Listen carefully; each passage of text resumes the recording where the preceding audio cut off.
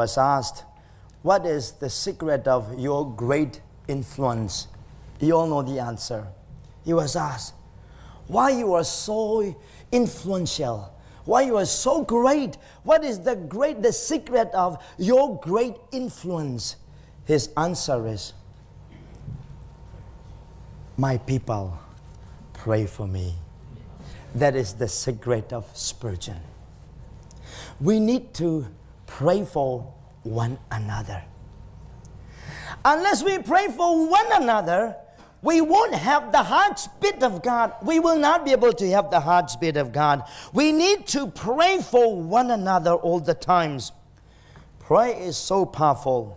You know, in the Old Testament time, when Moses prayed, the Red Sea was divided.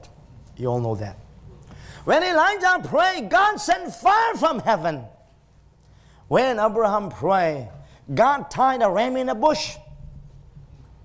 When Jesus prayed, the lame walked and the dead arise.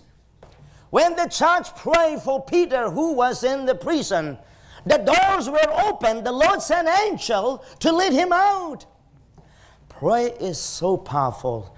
Let us remember one another in our prayer all the times. The duty of the church is praying for one another. The third point that I'd like to point out is verse 5.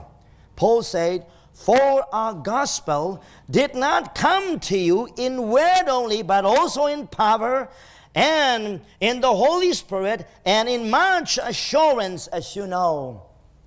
Paul said,